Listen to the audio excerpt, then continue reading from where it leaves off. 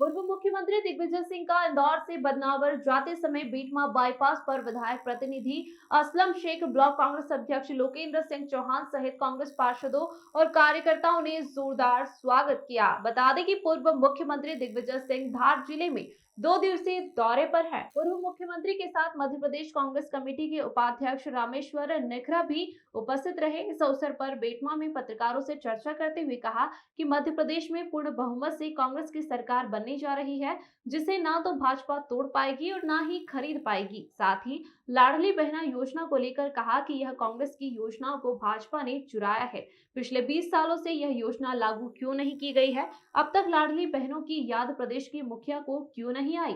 भ्रष्टाचार के मुद्दे पर दिग्विजय सिंह ने कहा कि भाजपा एक ऐसी वांछित मशीन है जिसमें सारे काले कारनामे करने वाले धूल कर सफेद हो जाते हैं। वहीं सिंधिया पर निशाना साधते हुए कहा कि अतिथि शिक्षकों के लिए वह सड़क पर उतरने की बात करते थे, लेकिन अब हेलीकॉप्टर से नीचे नहीं उतर रहे हैं। निर्मल पैरूलिया की रिपोर्ट। योजनाएं कंप्लीट होके सरप्लस हो जाएगी बिजली।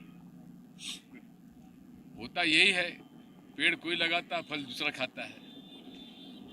छत्तीसगढ़ के विभाजन के बाद सारे हमारे पावर प्लांट्स थे छत्तीसगढ़ चले गए थे। कंजम्पशन होता था मध्य प्रदेश में, उसकी वजह से दिक्कत आई थी, अन्यथा कोई दिक्कत नहीं थी। दूसरी बात यह है कि सड़कों में केंद्र सरकार पैसे नहीं देता था। भाजपा के समय केंद्र सरकार के टैक्सेस का केवल 28% राज्यों को मिलता था। यूपीए सरकार में 28% से बढ़ाकर 42% कर दिया गया। तब तो जाके पैसा आया है। जब पैसा आया है, सड़कें बनी है, लेकिन सड़कें भी केंद्र सरकार की बनी है, राज्य सरकार की कोई पैसा नहीं लगाया। राज्य सरकार की जो डिस्ट्रिक्ट रोड्स हैं उनकी तो हालत खस्ता है।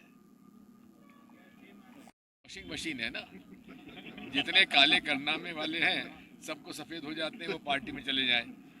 जब विपक्ष में रहते हैं तो खुद, जैसा कि हेमंत बिस्वा शर्मा असम के मुख्यमंत्री जो कांग्रेस में थे, जब कांग्रेस में थे तो यही अमित शाह जाके कहते थे कि वहाँ भ्रष्ट आदमी है, इस पर हम मुकदमा दायर करेंगे। और उनको ईडी आईटी के अंदर बुलावा भी हुआ, सीबीआई की इंक्वायरी भी चालू हो गई। लेकिन भाजपा में जाते ही वे साफ सुथरे हो गए, बहुत बड़े नेता हो गए और मुख्यमंत्री भी हो गए। तो इसलिए तो ममता बनर्जी अपने साथ वॉशिंग मशीन रखती है, मीटिंग में काला कपड़ा डालती है, सफेद करके निकाल देती है। मुख्यमंत्री अपने बेटमा के नगरवासी को क्या संदेश देना चाहते कार्यकर्ताओं को?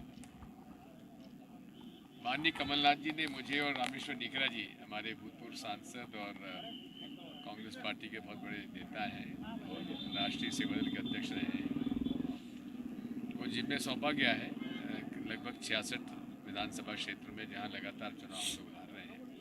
वहां हम जा रहे हैं, लोगों से चर्चा कर रहे हैं और चर्चा करने के बाद संगठन को एक मूर्त रूप देकर और सबसे बेहतरीन उम्मीदवार तय करेंगे, सब पार्टी तय करेगी और चुनाव जिताएंगे। और मैं देपालपुर क्षेत्र के सभी मतदाता भाइयों और बहनों के प्रति आभार व्यक्त करता हूँ, बेटमा के लोगों का आभार व्यक्त करता हूँ कि उन्होंने विशाल पटेल को जिताया और आने वाले चुनाव में फिर से एक बार विशाल पटेल को जिताएं। ये मेरी उनसे सीटें आएंगी कि ये उनको तोड़ भी ना पाए, ना खरीद पाए। इस बार कांग्रेस के पैरामीटर्स क्या रहेंगे कैंडिडेट्स के लिए, एज फैक्टर्स या कुछ?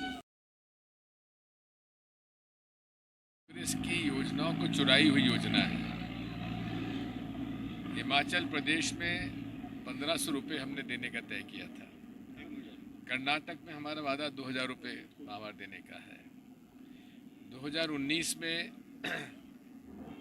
न्याय योजना, न्यूनतम आय योजना हमने अपने मैनिफेस्टो में डाला था, 6000 रुपये माहवार सभी गरीब परिवारों को देने के लिए। तो ये चुराई हुई योजना है और ये भी उनको अपनी बहना, लाडली बहना लगभग 20 साल बाद याद आई।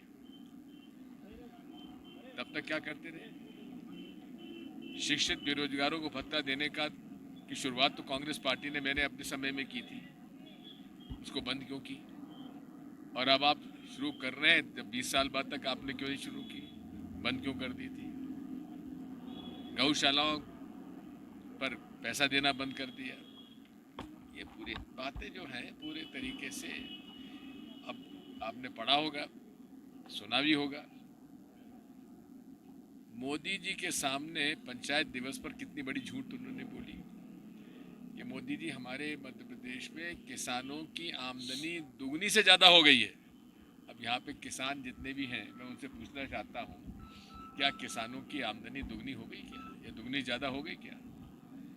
वो कह रहे हैं सरसों की जो उपज है वो 35 गुना बढ़ गई है। कितना झूठ कोई मुख्यमंत्री बोल सकता है, किसकी उम्मीद हो सकती है? पूरा झूठ का पुलंदा इनके पास है। कांग्रेस को किस वादा 50,000 रुपये का कर्जा माफ होगा 2008 में, राजनाथ सिंह जी ने आके खरगोन में भाषण में बात कही थी कि नहीं कही, लेकिन सरकार बनने के बाद नहीं किया। लेकिन केंद्र की सरकार ने 72,000 करोड़ का कर्जा माफ किया 2008 में। इसके बाद कमलनाथ जी ने कर्जा माफी की प्रक्रिया शुरू कर दी थी। जो ओवरड्यू किसान थे उनके 2 लाख तक के तो कर्जे माफ हो गए थे।